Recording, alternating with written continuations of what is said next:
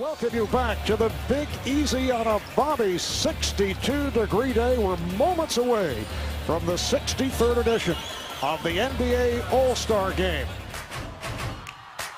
And making his 10th straight appearance, four-time NBA Most Valuable Player and two-time All Star MVP from the Miami Heat, LeBron James.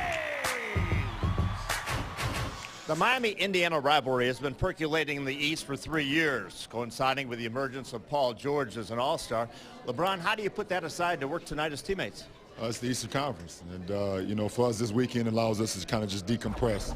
You know, it's so much of a grind throughout the whole season. You have your rivals, you have your enemies, but this weekend allows us to just get away from it and understand what we're fighting for. And we're fighting for East versus West tonight. Paul, wasn't that long ago you were a camper at the King James Skills Academy. What is the feeling to now be LeBron's peer at the All-Star game? It's an amazing feeling. You know, LeBron is somebody you know, got the utmost respect for. Coming into this league, you know, is one of my favorite players. So, you know, to be alongside him this time around and not have to guard him, I look at this as a night off. The East is coached by Frank Vogel and your staff at Indiana. What innate advantages does that bring?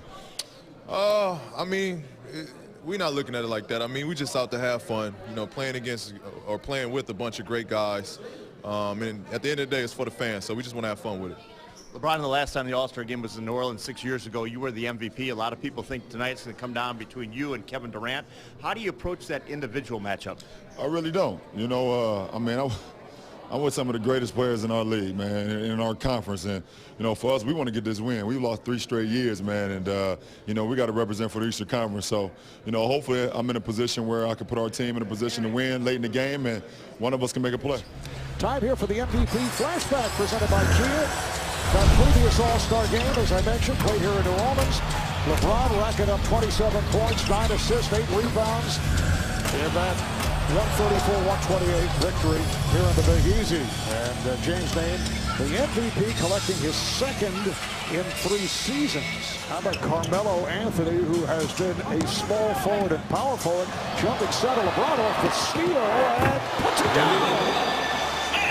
Obviously, you see the size advantage for the West squad, but in my opinion, the East has the length and the quickness, and right there, shown there by LeBron James. Here's Wade giving it up.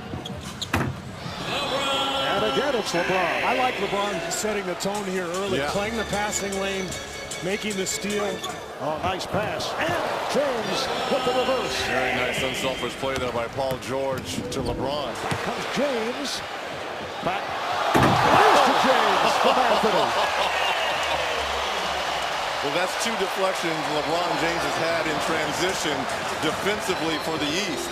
He said if it gives the team more flexibility to sign additional players, but there's no guarantee in that direction either, as Bosch is able to hit. Why would you think that things would change as James drives the lane? Everybody knows, great place to go, great food.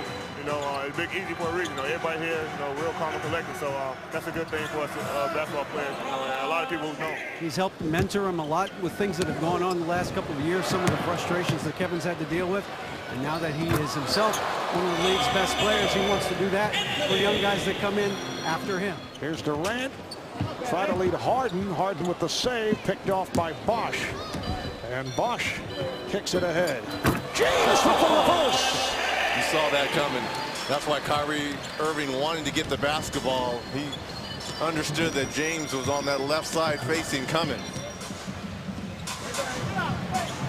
Off the screen, Kyrie Irving from downtown, and that now is a record for most points in a half. Irving and Wade in the backcourt, and James able to lay it home. That was a set play by Frank Vogel, and the coaches are sort of laughing on the bench right now. They're like, how about that? They actually followed instructions. Durant from downtown. Oh, Griffin thought he had a trail on that pass, trying to block it with his arm. How about the race that we're headed for at the bottom of the Western Conference playoff? LeBron James with yet another slam. Another one. When you look at the West, Reggie, got basically 9 really good teams, and then even after that, Minnesota and Denver, pretty good teams. Paul. James one hands. Here comes LeBron. It's a 3-on-2. One hops to Noah. 145-142, the West by 3. We come up on 5 minutes to go. Again, it's James on the bounce to Noah. They're having a kumbaya moment out here. You talked about the little friction between the Bulls, obviously, and the Heat. Here comes Irving. James from Irving. Durant with the catch and shoot. Rebounded by Noah.